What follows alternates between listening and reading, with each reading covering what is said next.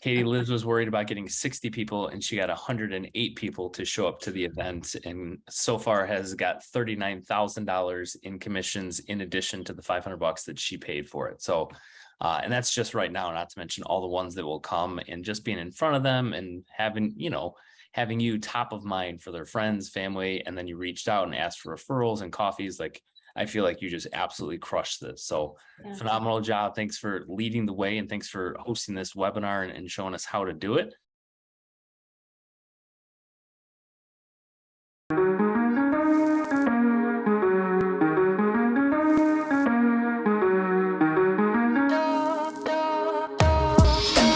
So last year, Barbara and Jolene and I talked, and we got together, and the three of us did a client appreciation event where we gave away pumpkins in a nursery, and that was really fun. And I had a great turnout.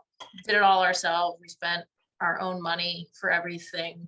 I had talked to a couple agents, and then I know Rick was on here. I was listening to him talk about client appreciation events and how you should never spend your own money on client appreciation event. You should always ask your vendors, and that they should be more than happy to contribute to any client appreciation event that you have. I was only going to ask people who I had given a ton of business to. Is my home inspector, my insurance guy, I send him a ton of business. And then my real estate attorney, I pretty much put every single deal that I can through her office. So I asked those three, they all contributed. My home inspector and the insurance person stepped up. I gave $750. The attorney gave $500. And then I have a friend of mine who I helped her dad buy an active adult community. And I was chatting with her and asking her about if her dad would go to a Durham Bulls game. And she said, hey, I know you do a lot with active adults. I'd love to sponsor too, and I can give you $500. So I was like, all right, And so I got those four people. I collected $2,500. And then I decided I was going to do the Durham Bulls game. I wanted to do in the spring, but that was something I learned is you have to book way in advance because everything was booked up except for like Easter weekend. And I was like, I'm not doing something on Easter weekend. So the next available spot was like the first weekend in June. So I took it. It was one of these party decks, which was really cool. And they were going to have food and everything like that, but it was a minimum of 60 people. So it was going to be a minimum of $750, minimum of 60 tickets, whether I got 60 people there or not. So I was actually kind of nervous about that because I didn't know if I would get 60 people there, whatever. I was like nervous about that. And I could have a max of 120 people in the space. And then obviously, so like maybe 2 weeks before the event, I connected with them with like my head count, and then they would charge me, so if I had 40 extra people, they would charge me for 40 more tickets. So I ended up, I could have 120 people in the space. I ended up going way over what I thought I would actually get. I thought I'd get like 70 to maybe 80 people once I started getting RSVPs. And then I came really close to meeting my max. So I got up to 108 people total. So I started getting nervous that like, I don't want people to stop RSVPing because I don't want to have to turn people away. So it ended up costing me more than I thought it would. I was too conservative, I think, in my original estimates. I should have asked for more money from the attorney, or maybe asked one additional vendor to contribute money as well. So it was a total of $3,000. I ended up paying $500 out of pocket, which it ended up paying off, which you'll see later in the presentation. So the total cost of the event was $3,000. It was a blast. We had so much fun. And I set it up super early. So I had to lock the space in early. So it was March. And so what I did, this was like a game changer for me. So I did this. This was one thing that I did different from my other client appreciation event, is like the second I gave my credit card number and they charged my card for the $750, I immediately did a video to all the people I was going to invite. And I said, save the date. This is what we're doing. It's going to be so fun. I hope you can make it. And just that video alone, I had like 30 people RSVP, and not everybody said yes. Some people said no, they couldn't make it because, they had a graduation or whatnot, but we're like, that sounds so fun. I'm so bummed to miss it. So these were all the people that I invited like my sphere past clients, anybody who was under contract, any active clients that I was working with, and then people that I was trying to get to be my client, which I actually did. You'll see later in the presentation, I got somebody I invited her and her husband to the game, and they ended up working with me because I invited them to the game. So I'll tell you about that later. But this was the one thing that I did that I think really was a game changer is one, I sent it out early. It was like March, April, when I sent out this video. I had a great response to it. That's something, if you're doing a client appreciation event, I definitely recommend doing this. So let's see. I invited like almost 150 people or 150 homes. I ordered cups with my logo and like a table runner with my logo. That I'll talk about. That was probably one of my mistakes that I made. I don't know that I would have ordered cups because it just kind of didn't come together, which I'll tell you, that was something that I learned. I probably didn't need to spend money on cups. The table runner was fine. But, I probably didn't need to spend any additional money after that. Like the game and the food and all of that was enough. So the best part, since there was an RSVP, so many people responded. That was one of the things that made me nervous too. It's like, oh my gosh, it's going to be the spring market. I'm going to have to make all these calls and have people RSVP. I ended up making like no calls because a huge percentage of people, I had 30 people respond to the video, and then I sent out an invite. My marketing person made an invite. I saved money on that too, because I didn't go through a company. I just, one afternoon I had a cancellation. I printed out 150 and I stuffed envelopes. And so instead of doing like a postcard to somebody's house, so I saved money on that because I already had paper and envelopes here. So I wasn't paying for anything. But since there was an RSVP, I hardly had to contact anybody because a huge percentage of people responded to either the video or the invite. And what I found was, and I was telling George this and my marketing person, is the people that didn't respond are the people that never respond to anything ever. They never respond to cards. They never respond to text messages or phone calls. They just never respond to anything, which is fine.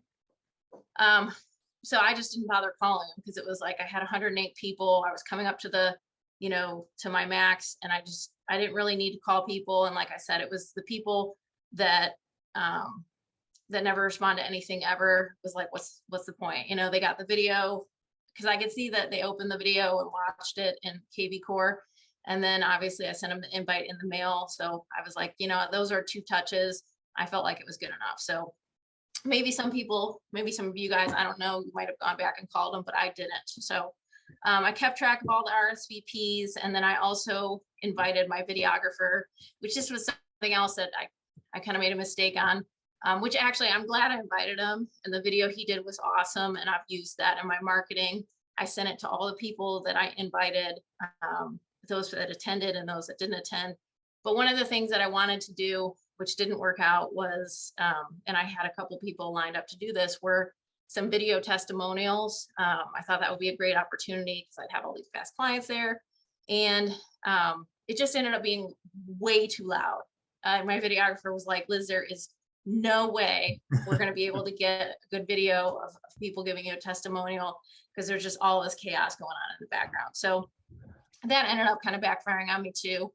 So that was one of the things I learned. But Brandon made a great video, which I don't know if any of you watched it, but it was really fun. And it just really was short. And I got a really good response from it when I sent it out to people who attended. Hey, Liz, question for you. Jessica wants to know if anyone showed up that did not RSVP. No. It's dynamite. Okay. And how did you keep Yeah. track of the RSVPs? Was it just Excel spreadsheet? And going Yep. forward, do you think you would do like a landing page through KV Core or anything like that? Nope. Okay. I just told people to email me, and as the emails came in, I had a little spreadsheet, and I just marked that 2 people were coming or whatever. And then one of the cool things was I did have, I don't know, maybe this is something.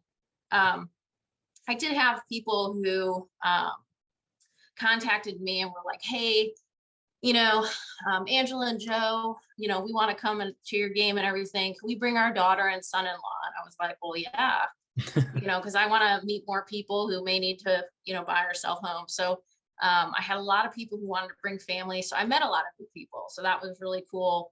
But everyone needed a ticket to get into the game. So if someone showed up that didn't RSVP, they wouldn't have been able to get in.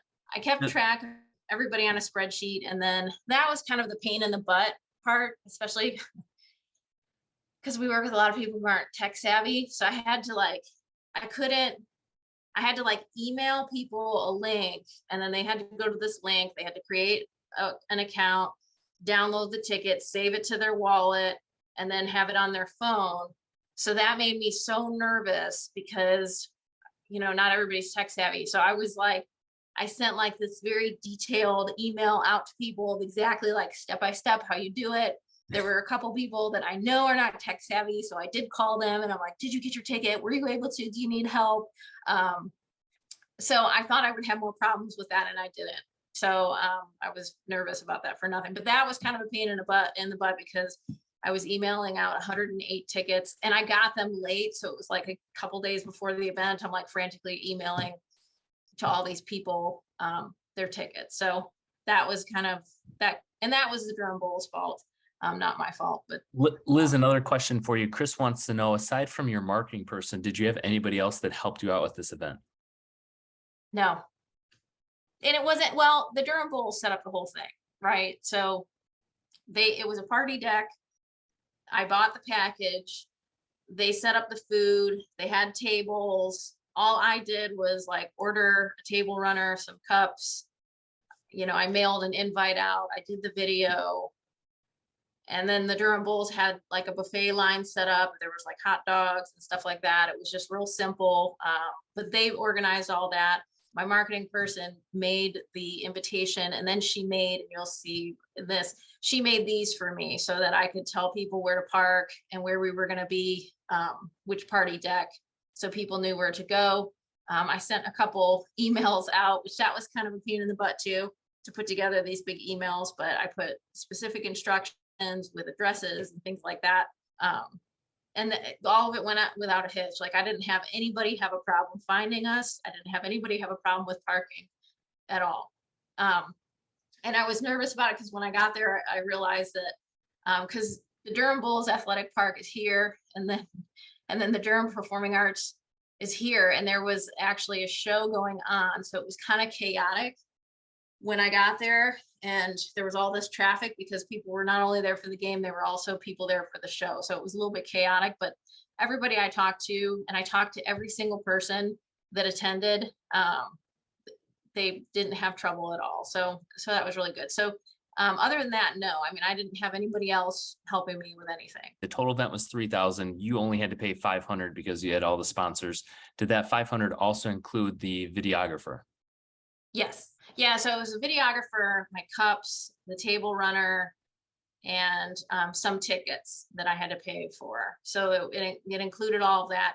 I mean, obviously I didn't count the stamps, but I had stamps here already too. So sure. I send a lot of stuff in the mail, so I always have stamps here. So I only counted things that I paid out money specifically for this event. So it was $500, and that's what it included. Nice. So my outcome, so I sent out 150 homes.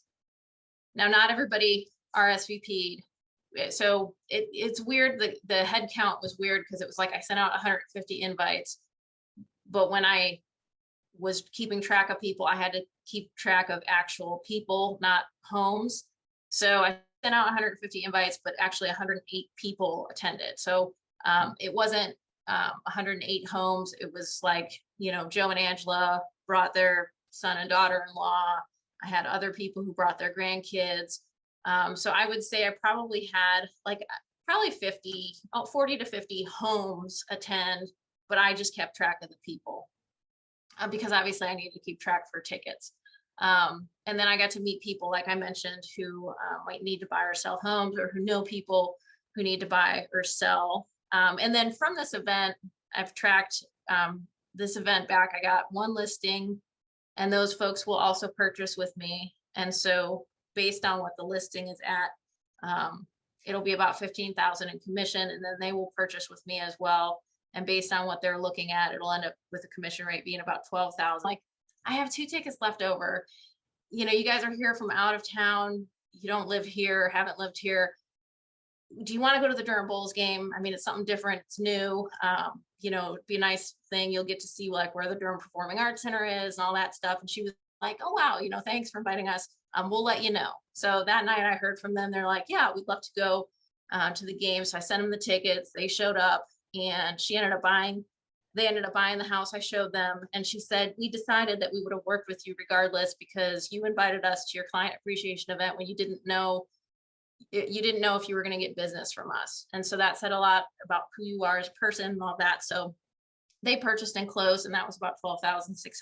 You spent $500 and you made $39,000 Yeah. in commissions. And that's just of the people that bought. I mean, this event was in June, not to mention all the people that are now going to be using you and telling their friends and cousins. I think is really, really cool. Chris has one more question. He wants to know, you said that you mailed out invites and you sent the bomb, but he wants to know, how did you send out the invite? Did you email it or did you use an RSVP service online? So I sent the video email first, and I told people in the video email that I'm going to be sending an invite in the mail. I just one day I just printed out all the invites, folded them up, I stuffed them in envelopes, and I put them in the mail to people's houses. And then I did send it via email through KV Core. I put so that when people opened the email, they would just see my invite. And I can show you the invite. My marketing person made it for me. So she made this, and then I obviously wanted to showcase. So I got the logos from all the people that were sponsoring, and so they had, that at the top. And then this was the invite, and then it was just RSVP by May 20th to my email address, and they just emailed me, and I kept track of it. I spent $500 and was like, I don't want to I want to try to squeeze everything out of it that I possibly can. So when I got the video from Brandon, I sent it out to everyone I invited. So even people who didn't attend, so that they could see what they missed and maybe they'll want to attend in the future. I've used the video in my marketing, so in my YouTube channel and in all my social media. And then I do a lot of handwritten notes. That's why I always have stamps. So I got these, and I like fancy little cards I order from Etsy. I'm like a nerd. But I got these cute little thank you cards, and I sent a handwritten note to every single person who attended, just thanking them for attending. If I remembered something about our conversation, I'm trying to remember. Angela was like, we ordered a bed. It's been a year. We haven't gotten it yet. If they told me something like that, or Peter was like, hey, I finally retired and get to enjoy the amenities of the community where I bought with you. I would reference that in the note, and then obviously ask them for referrals, which I don't typically ask for referrals a lot. So that was kind of me stepping outside of my comfort zone. I know I have to get better about that, but it was easier for me to do in a thank you card. So I just mentioned at the end, if you hear of anybody that wants to buy or sell, please just keep me in mind and, have them contact me. And I did talk to a couple people at the event. There was this funny couple that I helped, Barry and Stephanie, and they, they had mentioned to me, we have friends that are coming to town in the fall and they might want to move to North Carolina or Raleigh. And I said, well, have them give me a call when they're in town. I'll show them around. And he was like, please, Liz, we would never send anybody else to anyone but you. So that made me feel really good. One of the other cool things that I invited all the sponsors to be there as well. Obviously they were contributing.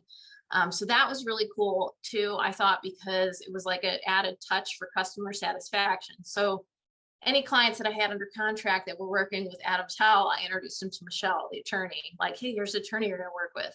I had a couple clients that I was showing homes to. They weren't under contract yet, but I was like, hey, this is Todd. This is my inspector. He'll be doing an inspection for you when you go under contract. So it was just cool, because then later when they went under contract, I was like, I'll be calling Todd and setting up the inspection. And they were like, oh yeah, I met him at the game. He's so great. So it was just cool, because I felt like it just gave something extra for customer service, as people went through the process. And then the last thing that I did, and I did this throughout the process as people were RSVPing, if someone couldn't attend, they reached out to me and were like, hey, we can't make it. One lady RSVP'd no, and she was like, I just hate baseball, so I would never go to baseball, but thank you for inviting me. So I said, hey, let's get together for coffee or lunch and, just connect, because we haven't gotten together since you closed on your home. So I've had some coffee and lunch meetups too, because, it was more than just the event. It was about like connecting with past clients and just, trying to stay top of mind and asking for referrals and things like that. So I did that as well. And then I used this event too as a way to put together the top 50 that Rick Perkins had talked about, putting together the top 50 Yeah. list of people. So I used this, I thought this would be a good opportunity for me to really determine like who's engaged, who, that type of thing. So I used this event to help me put together that list. And I think that was it. I think that's awesome. I mean, it sounds like a hugely successful event. Obviously, you and Jolene and Barbara had a great successful event in the fall, but to go out on your own and risk your own money and time, and is it a huge success or a big failure? And I think you hit the nail on the head. Once you put the money down, you said, I'm going all in, right? Sent out the save the dates, started marketing it, and you were worried about filling 60 and got almost double that with 108, which is really, really cool. I could tell you one thing that I could have done better. This was the thing that kind of, my marketing person was like, do you want to put together an order swag? And this is why I ordered these cups, which ended up, I thought, like, I asked all the vendors, like, do you have stuff that you want me to pass out or give to people? And everybody kind of was like, well, let me think about it. Let me think about it. Let me think about it. And then we're like in the last couple days and nobody had given me anything. So my vision for the cups was to have stuff stuffed in it, like pens and things like that, and make it a nice thing, and maybe tie a little bag around it with some ribbon or something like that. And I just like never got anything from the vendors, so it was like the cups ended up kind of being an afterthought. I had them there and people use them for drinks because there was different kinds of drinks there, and they could use them for like the water or any of the soda that was there too. But it just kind of ended up being an afterthought. So that was something like I probably should have never either ordered the cups or had like a plan that wasn't relying on vendors to supply anything. So at the end, it was like, well, I could go out and buy something and try to stuff these things myself. And I just didn't have time. And I was like, I'll just forget it. Like, I'll take the cups, and if people want to take them, they can. And if not, I'll just use them at another event in the future. So that was something I could have done better too. That was one of the questions that Jessica had. She wants to know, is this, based on the success of this, is this something you're going to be doing every year? I'd love to do this every year. Obviously, the bigger it gets, like the bigger the space, but yeah, I would totally do it. People had so much fun. And one of the things I really liked about it is I helped so many folks move here from out of state. And so many people told me like, gosh, we lived here for 2 years. We've been wanting to come here and we never have. This is our first time here, and it's so fun and it's such a cool environment. So I would absolutely do it again, 100%. And it helped too. Like the weather was like the most incredible day ever. Like it could not have been more perfect weather. And at the end, so the Durham Bulls, it was so fun. They had the game. And then at the end, they had fireworks. So that was really cool. And I didn't have time to watch anything because I was like mobbed the entire time. I wanted to snap some photos with my phone and I had no time. I was talking to people the entire time. Good. Cause that's what I would rather do. And like I said, I talked to every single person. When I got home, I went back through my list because that was something else. I was like, well, I'll just keep a track of people I talked to, like who show up while I'm there. Yeah, no, I had no time to do that. But when I got home, I went through the list and I'm like, I remember seeing and talking to every single person that RSVP'd. And so I thought it was cool. That kind of led into Derek's question. He wanted to know, how is your interaction with everyone and how did you make time with everyone impactful? So it was, well, when people first got there was like the buffet line. So I went over to the buffet line and talked to people, and then people could just tell like you're mobbed with people like, hey, I just want to say hi, give you a hug. Thank you so much. I chatted with people, but then someone else would come up and people were just respectful. Like, I'll let you go and talk to this person. But yeah, I mean, I was absolutely mobbed the entire time. Well, you did a fantastic job, not a ton of slides, but all the pertinent information that everybody wanted to know about how to market it and how to plan it and how to get it paid for and stuff like that. So Liz, phenomenal job. I think you've inspired all of us to start thinking a little bit differently about potentially hosting a event, if not two a year. So really, really appreciate it. I'm proud of you, Liz. Oh, thank I, you. I think you did an awesome job. Thank you. It was fun. It was definitely a leap for me. Katie, Liz was worried about getting 60 people and she got 108 people to show up to the event, and so far has got $39,000 in commissions in addition to the $500 that she paid for it. So, and that's just right now, not to mention all the ones that will come, and just being in front of them and having, having you top of mind for their friends, family, and then you reached out and asked for referrals and coffees. Like, I feel like you just absolutely crushed this. So Yeah. phenomenal job. Thanks for leading the way, and thanks for hosting this webinar and showing us how to do it.